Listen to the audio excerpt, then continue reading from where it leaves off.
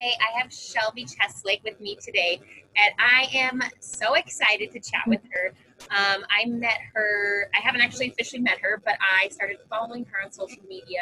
She works with one of my friends with his music, Mhm. and then started to stalk this woman on social media, and she is this beautiful basketball player, singer, model, everything under the sun. So thank you so much for joining me. And tell us, Yeah, thank you for having me. yeah, I'm so excited. So tell us a little bit about yourself and what you do and a little bit of your background. Yeah, so I'm Shelby Cheslek, and I'm 6'5", first of all. I should have said that in And your then, intro because that's a big thing. right? Like that's always what everyone's like, wait, hold on, 6'5", because that's just so. It's very rare for a woman to be so tall. And then on top of that, I'm a professional basketball player. I'm signed to play in Istanbul this season. I fly out September 6th, and that will be my 5th season overseas. I played at Gonzaga from 2011 to 2016 under Kelly Graves and Lisa Fortier. And I also do like little modeling and singing and a little bit of everything. So I'm sure we'll get into all of it. Yes, that is amazing. And now that you say that with the Gonzaga, I did not even put that in there, and I was like, wait, this makes sense. My parents are like go to all the women's games, and they Oh have like yes, tickets. I Yeah. love when there's people that go to the women's games. Oh Like yeah. they're My that's it. grandparents and my parents, they have season tickets every year, and they go. We went to Vegas a couple years ago and watched the tournament. Yes, So yeah. that's always so much fun to go to Vegas and watch the games and everything. Oh boy, yes. So first, tell us about how did you? Well, where are you originally from? So I was born in Colorado. I've grown up in Pullman, this little tiny town in the middle of nowhere in Washington. But what's funny is that um, everyone always asks me, they say I have an accent, and a lot of people don't believe that I'm from Washington. They always think I'm like from Europe somewhere, and I don't know. Even before I was playing over there the last few years, I had this weird, I call it the Shelby accent. So I don't know what it is, but I know it sounds very European. I was like, all right. I know. And all my teammates, like this year, it took them, I think, 3 weeks. They were like, wait, you're an American? I was like, yes. How did you not get that? Like, it's been like that the last couple of years. They don't know. So That's crazy. So, and do you live in Pullman now before you leave? yeah, because usually I'm playing all year round. So I play in Europe usually September until about April or May. And then I go straight to Australia for the off season. And I'm only home maybe a week to 3 weeks. And then COVID hit. And I came home this March, and I've been here and in between here and my sister's house in Seattle kind of throughout the summer. Yeah, that's it's been crazy. So I'm glad to hear that you're going back to play basketball because I miss sports so Yes. much that I was like, there's some hope in there. I do too. Like I cannot wait to be playing again. My gosh. Oh my gosh. And well, like right in March is when everything shut down and like Gonzaga was doing great. And I was like, wait, the tournament is I played. know. And So I'm pretty sure it's the women's like best ranked season so far in history, and like they don't even get to go play. I mean, it's just I feel bad for any athlete and well everyone in general, but athletes that have worked so hard and don't get to show off their skills and be seen in front of the world. So it's too bad for them. and like the Olympics too, that's hard to My see. gosh, I can't imagine working so hard for that moment to have it pushed back. Yeah, that's crazy. So how did you get into basketball? Why not volleyball? Why not anything else? Or, so I Ooh, love when you ask a tall person, they're like, let me guess, you play sports. I know, probably hear that all the time. And all the time. I love meeting people. They're like, actually, I don't like sports. So I'm like, that is Yeah, awesome. so my whole family is tall, and one of my cousins, he is 6'7", and he plays the clarinet, and he's like an engineer, and he's never really played any sports. A little bit in high school, and like everyone always is like, "Wait, so do you play?" And he's like, "No, like I don't play any sports. Leave me alone." But yeah, so my mom, she actually played in college here in Pullman at Washington State University, and she was part of the big Title IX movement here, which is pretty cool. So she's why I got into basketball, and she started me, I think, in kindergarten when I was like 5 or 6 years old. And literally when I picked up the basketball, I was like, yep, this is what I love. And I was always saying then like that I was going to play in college and play at the WNBA and play overseas. And yeah, I've loved it since. But I did play volleyball and I did track in high school too. But basketball was the one. That's the one. That's awesome. I love that. So what's the difference between, I guess, over here and playing over in overseas? Oh gosh. So every country is different. So I've played in China, Australia, Hungary, Greece, and Spain. And then this will be Turkey coming up. And every league is different. So here in America, you kind of know what to expect. You know what the refs are going to call, how physical the game is going to be. And then you go overseas and it's like some countries, the refs are bet on. So maybe they call you, and you know too, and like they'll call fouls that aren't there, and you just kind of have to play through that game because you know it's been like paid for. Yeah. And then sometimes in others it's like they'll let anything go and it's just way more physical. Like Hungary was pretty physical. They really didn't call a lot of fouls, which I prefer that over calling a lot of fouls, honestly. So it's always like an adjustment to every different league. And then my first year in Greece, our coach didn't really speak English. So you have like your teammates translating, you know, it's like a whole different thing. I didn't even think about that language. You're like, what was that? Or they call a foul and you're like, was it a foul? Yeah, like, what was it? Like, what did you call here? Well, yeah, so it's always an adjustment for sure. Yeah, so I guess, and then the modeling. So when I went onto your Instagram, I was like, this girl is a model. Like, beautiful, like, I mean, just and elegant, and the way you hold yourself. How did you get into, I guess, doing that as well? That's something I always wanted to do, modeling. And it's funny because actually in high school, I really pursued it pretty heavily. And a lot of agencies told me I was too tall because they like the models to be around the same height, so, and not taller than the men. So most of the female models are 5'10" to 6'1", and then the male models are about 6'1" to 6'3" usually. And so I never really got into a huge agency until, I can never say her name. She's Russian and she has the longest legs in the world. And she started like the world's tallest modeling agency. And, you know, I was like, yes, like that's for me. And she reached out to me and wanted me to be a part of her show a couple years ago. It didn't work out then, but ever since I've been working with her. And then just doing local stuff when I'm home with some photographers in Spokane. That's amazing. That is really cool. I think such an interesting a line of like work is modeling. It's just I think it's a very tough industry to get into. It's really tough. And, you know, like those shoots can go on for a long time. And I don't think people realize like holding poses is very difficult. Like I'm always dying after, like my body's sore in weird spots, you know, like it's so different. Yeah, to get the right shot and the right thing. And it's just, it's very interesting. And then, you know, there's such a like, you know, obviously you wanted to like do modeling, but you're too tall. You know what I mean? So and isn't it so funny? Like whoever thought that? I didn't know that until I started trying to really pursue it. And they're like, no, like to do runway and photo shoots, you would really need to be more of a, they call it like say supermodel and go to New York and have it be more about me rather than the designers, if that makes sense. So I never did that, but. Wow. So singing, how did you get in? You have a very unique voice. Thank you. Beautiful, but I love how unique it is. You don't hear, it's not a generic voice, which is awesome. And you and Kyle have done some great stuff together. But yeah, how did you, I guess, also pursue this? You're just like, you know, usually it's more like artsy people. There's athletic people. You're like, I can do it all. I know, right?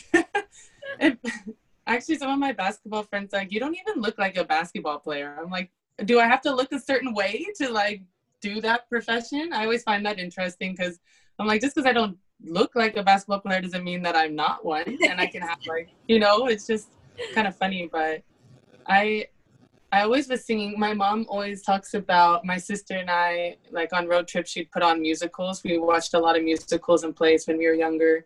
And we would just sing them, you know, like Chicago and Moulin Rouge. We'd be like belting these songs in the car. And she was like, I think that they can sing. So I used to do that too. I love Chicago. But right? I I shouldn't be singing. Your mom was like, maybe not. No, just kidding. You're beautiful, honey. Well, I mean, they have like such, like, musicals have the best songs, you know, especially the belt and everything. And so my sister and I, we just did choir ever since. And we were in my sister actually had a solo in the Lionel Hampton Jazz Festival when she was in elementary school. Wow. They won the concert and they were singing up there. And we just kind of always did that. And I would say I always loved it, and I kind of started pursuing it a little bit more because of COVID, because I've always kind of put singing in the back a little bit because basketball has been such a time-consuming activity. And then when everything kind of slowed down this year, I was like, you know what, like, why haven't I been doing something I really truly love and working on that and singing more? Whether or not I'm in a studio, I need to do a little bit more. And so since I've been home, I've been working with Kyle, and he's so talented. Oh my gosh. He, like, on the song that's going to get released Friday, he, like, did all the instruments. He did all of the production. So we added all these sounds, and just, I was just shocked. I mean, we worked on it forever, but he works so hard he's so smart musically. Oh my gosh. So that's why I hire him. I don't have to hire a band. I just hire him, and he's the whole band. Yeah. Like, he's the whole band. Isn't that crazy? Like, I'm like, I don't think people realize he's so talented. He's got something. So I'm glad that you guys connected, because it just makes sense. And he's, like, from right here, and we never knew each other until Spokane. It's crazy how the world works, because he's only about 15 miles from me when we grew up, but never met him, and then randomly met him in Spokane. I love that. But I love that you took this time. I think that's what a lot of people have done, or I think should have done, is taking this time during COVID and working on something they're passionate about or that they love, and really taking the time and realize it's, you know, more than just a little, like, hobby. You're like, this is actual passion of mine that I can do something great with. Yeah, and like you said, I think a lot of people have taken it and kind of, because they were forced to slow down and get out of their usual routine, it kind of helps you to see the world a little differently and see what really matters to you. I agree completely. So couple fun questions. Okay. What is your favorite local restaurant? Oh, favorite local restaurant. So in Spokane, my favorite is called Zona Blanca. It's a ceviche place. And oh my gosh, it's so good. It's by, what's his name? He's a chef there, and now he's going to work at Arborcrest and do their meals. But yeah, his is so good. It's, like, delicious. And I don't know if a lot of people know about it. It's kind of a little small restaurant off the side of downtown Spokane. I had no idea, and I love ceviche. So I'm like, oh yeah, you have to go then. It's so good. That's amazing. Oh, I'm definitely, it's on my list. This is why I asked that question in this podcast, is because I want to know where to go. You're like, so what's your favorite? Right. Okay. Yeah. Add it to the list. Exactly. So what is one piece of advice you would give a younger you? I would give the younger me the advice to just be more confident in myself, because I was raised by a really strong mom, and she always helped me with that. And I think that's why I'm how I am today. But when I was younger, it's still hard, you know, to always stand out and to always be so much taller than everyone around you. And I just would tell myself that to own it sooner than I did. It took me a little while to really realize, you know, how powerful it is and how I can use it for my advantage instead of being, you know, kind of shied away from being tall and having that constant attention. And so I would say to just be more confident and own it. Exactly. I was just going to ask, like, how much, like, being that tall growing up, how much that affected you through your life? Yeah, it's, you know, because it's something I don't think people always think about. And it's funny when my friends walk with me now, they're like, everyone's always staring at you. Like, doesn't that bother you? And when I was younger, it kind of did. And then my mom was like, she was always just like, just stand tall and be proud. Like, how unique to be tall as a woman. And, you know, all women are beautiful. You should always own what makes you different and it's what makes you you. So own it, you know?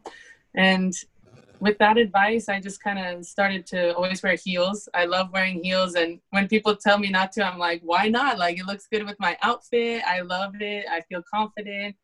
And you already have the long legs, so might as well make them longer so right? girls get even more jealous. Why not? Like, I mean, I'm already tall. Yeah, why not add a couple of inches?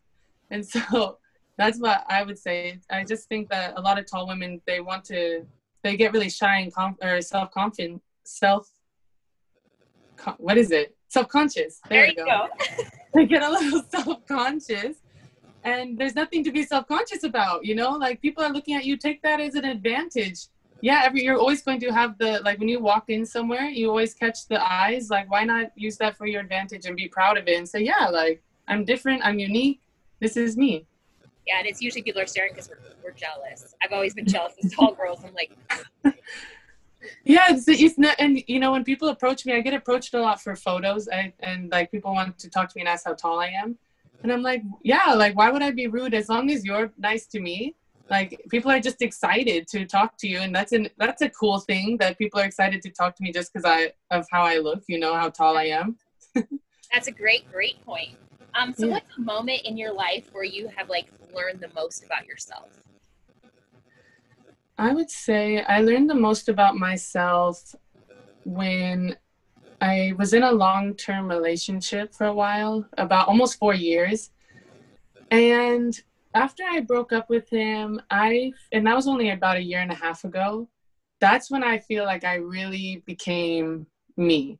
Because through that relationship, I wasn't dressing like I wanted to. I was kind of trying to not get a lot of attention. I was trying to kind of shy away from who I was and not promote who I was and dress how I wanted and everything. So I wanted him to feel more comfortable.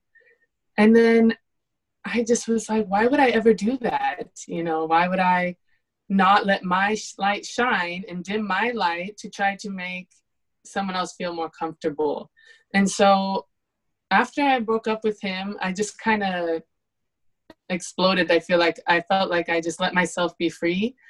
And since then, I felt so much happier, and I'm doing all the things I love. And I just feel like that was a huge moment for me when I made that decision. That's beautiful. And I think all the women listening today, make sure you listen and turn this spot up, because that's something a lot of us, I think as females, no matter what kind of relationship you're in, we do that. We tend to try to make others feel comfortable, and you know, we want to be the best person. But then I just really think that's amazing. So going into your next relationship, you know, I'm never going to dim my light again.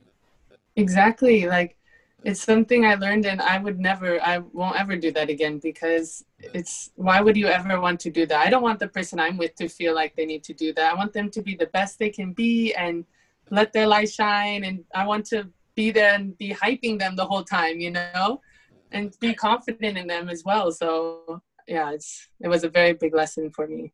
I love that. Be their we all want to be a hype man for somebody. Yes. So what's a life lesson that you have learned the hard way? So something that's happened in your life, you kind of like, I learned that the hard way. If I give anybody advice, don't do it the way I did it.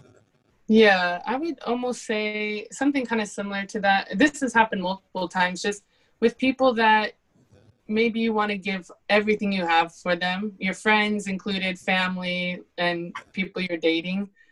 I'm somebody, I always just like put everything into them, all my energy and everything. And you have to realize sometimes that that's not the way to do it. You can't always be putting everything you have into somebody, because sometimes it just takes from you, and you don't always realize that they're not putting back into you. So you're putting all your energy and time and love and everything into this person, but it's very draining mentally and physically and emotionally. And you have to realize that sometimes you can't just give everything you've got to everybody. You have to think about yourself too and see, is it a give and take on this relationship? Oh, and that I've learned the hard way in a few different times. Well, and that's a great point. Like, whether it's a relationship or a work relationship, or like one of your, you know, someone that you play basketball with, or someone that you're, you know, yes. Like I'm partnering for work stuff. Is like, I think that's with all people, is that, you know, you have those energy drainers, or you got those people that are sucking it out of you, or you got people that are like amping you up, making you feel good. So that's a great point, is making sure that you're taking care of yourself. Yeah, just take a moment and see, like, is this really also benefiting me? Am I happy in this, or is it only like when I give that we're having this good time together? Oh, that's beautiful. So here's a fun question. If you had a billboard, what would it say or what would it be? If you had any billboard and you could put anything you wanted on it, what would it be? Oh my gosh, anything I wanted. I Yeah. mean, that's so hard. I want to say like so much on it. I would I would want my billboard to first of all just promote love for everybody. So I'm really big in like Black Lives Matter. I'm big with um, gay rights, trans rights. I want everyone to. I feel that everyone should have an equal opportunity. There shouldn't be this, imbalance in rights for different people just based on how they look or who they love. And so that's what I would want on my billboard, is just that we need to grow up and just learn to accept everybody. And maybe even if you don't truly believe in it, why can't they have the same humane rights as us? It's something that really bothers me. And that's what I would want my billboard to say. I love it. That's perfect. So what is what's it one tip that you would give for making the world better? Ooh, I would say enter each day with like this great positive energy if possible. And even if you have to fake it at first, like sometimes it can take a couple days, but you'll get that energy back. And when you bring that kind of positive energy into everything you do, it gets it just makes the world so much happier. And I feel like you can feel when you're giving good energy, it helps everyone kind of rise up. And I think that that is the best thing you can do, and something that you can do without actually having to pay or build anything. Like you can control your energy and your positivity that you bring into the world. I wish everyone would do that. I wish. Right? Can we just make the world better that way? Yes. So who's your hero or biggest inspiration? Ooh, my biggest inspiration and hero would be my mama. I call her Mother Teresa. Her name's Teresa. And she, like, man, she's crazy when I think about everything that she's done for my sister and I. She's raised us basically since I was born as a single mother. My dad, he's still in the picture, obviously, but my mom is the one who raised us and who got me everything and got me to where I am today. She took us we were on food stamps and welfare when we were babies and living with like our aunts and uncles and grandma, kind of going between housing. And she just worked and worked and worked her way. And she worked so hard, got a job at WSU. We still didn't have very much money. We still didn't have a lot for me to play basketball. My uncle was like helping to let me go and do these AAU tournaments and everything. And now she's, the vice president and associate vice president and chief human resource services officer at WSU. Like she's big time now. But she had to work like for almost 30 years to get to that position and to help provide for me and my sister. And I mean, she's done it all and she's amazing. She sounds amazing, and that's why you're who you are. I mean, definitely you shine a beautiful light and you are very confident in who you are. And I mean, obviously it's a lot your mother, and that's amazing. I give it all to my mama because she's the one who taught me to be confident and to how to hold myself. And so, yeah, I'm so thankful to have her as my mama. Is your sister as tall? My sister? So it's so funny because Ashley is my only full sister and she's 5'11", so I'm 6 inches taller than her still. And then like my half brother and sister, we have the same dad. So my dad's 6'5" and they're 5'8" and 5'9". So like, it's just still such a drastic difference. You got it all. I know. I'm like, how that, like, especially with Ashley, I'm like 6 inches is quite significant. Like, and it's funny because she's always like, people always tell her she's tall and she's like, I'm not tall. And they're like, yes, you are. She's like, wait till you meet my family. And you're going to see it. Yeah. So leave us with, I've got a lot of different listeners. We got men, female, people from all different backgrounds. Give some kind of advice to people. COVID has hit us all. It's been a tough time. We're all struggling in one way, whether it's financially, emotionally, physically, whatever. Give us some kind of ray of hope or some kind of positive advice to leave on today? Yeah. Well, I always think of life as waves. So it comes in waves, right? It's always has its highs and lows. And maybe right now with COVID, a lot of people are hitting a low in it. But that means like, yeah, okay, it comes in waves though. So you're down now, but it's going to come back up. And I know it might take a little while, but you just have to kind of persevere. And life has its low moments, its downtime, but it always comes back up. And you'll always have a happy day again or something to look forward to. So you just have to keep pushing. Well, that is beautiful. Well, it's let's leave on this. Is there any way that we can support you or connect with you? Is there anything that myself and anyone listening can support you in any way? Oh man, I mean, any way that anyone wants to support me would be amazing. You can follow me on my Instagram. I have a YouTube channel, and that's just kind of for fun. If you want to watch, it has singing and cooking and basketball. It's like all over the place. So oh yes, I can't wait to follow. I just started it. It only has a couple little videos, but I'll have 2 this weekend. One with Kyle, it's going to be our first cover, and then one with my friend. I played one-on-one with her, and she's 5 feet tall, so it was kind of just to be like fun and funny. Fun. So yeah, so it's kind of, it's like if you are having a low day, you could go watch those videos, and they'll just be kind of random and fun and happy. So I love that, and I love your perspective on life. So go and follow Shelby. She's doing some great things. Support you and your music too. If you're not following Kyle, make sure that you follow Kyle Richards. Like, he is amazing. He's amazing. Yeah, so talented. Yes.